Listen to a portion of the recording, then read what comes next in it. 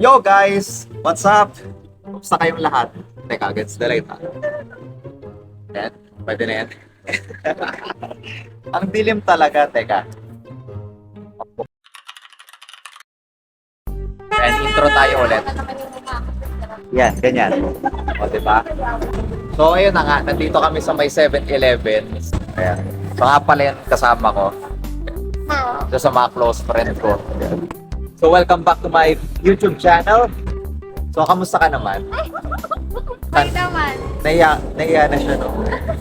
Ilang buwan na ako hindi nakapag-vlog. So, ikaw ka muna sa mga kaunlad natin. Ay ko. Yan. So, mga kaunlad, this 5-minute video, yan, daily vlog. Gusto ko kayong kamustahin lahat. Na-miss ko kayo. At alam ko naman, na-miss nyo ako yung mga nag-aabang sa vlog ko. So, yan. Nandito na ulit ako ngayon. Gumagawa na ulit ng mga vlog. Ba't ibang topic pag-uusapan natin. Siyempre, meron na tayong niche kumpara dati. No? Since matagal na rin kami hindi nakakapag-meet itong kaibigan ko. Yan. So, nag-meet kami ngayon. Kahit saglit lang. No? Well, yun naman talaga goal ko. Kagaya ng narinig nyo sa mga nakaraan kong vlogs, kasama ko si Angel Tamayo. Yan. Bala ko, goal ko, ay makasocialize sa iba't ibang tao. Yung hindi ko ba nakasocialize kahit sa labas ng ministry namin. Tingin mo kaya yun? Kaya mo yun? Tingin mo. Kahit introvert tayo. Ako ba introvert? Parang di na naniniwalang introvert ako, no? Introvert talaga ako, mga kaunlad, no? Sinasanay ko lang talaga yung sarili ko na pakisocialize. Kasi napakalaga ng socialization. Alam mo yun, feeling na dumating ako sa anxiety attacks. Pagka-anxiety attacks ako, kinakapos ako ng hininga, lagi nun. Tapos wala akong gano'ng mapagsabihan ng problema ko. Hindi lang yun mapagkakatiwalaan ng kaibigan ko. Nangyayari, hirap na hirap ako sa buhay. Kumbaga, yun nga, wala akong gano'ng mapagsabihan ng mga mabibigat ko na problema. Yun yung isa sa mga naging struggle ko. Kaya na-encourage akong mapasocialize talaga, which is good for my mental health and my self-esteem. Kasi nasubukan yung socialization, alam mo, nung nagka-pandemic.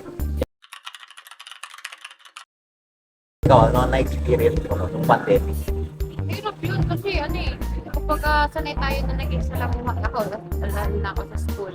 Noon, talagang physical talaga. Oo. Tapos nung nag-pandemic, bilang nag-turn into, na lang, phone, laptop.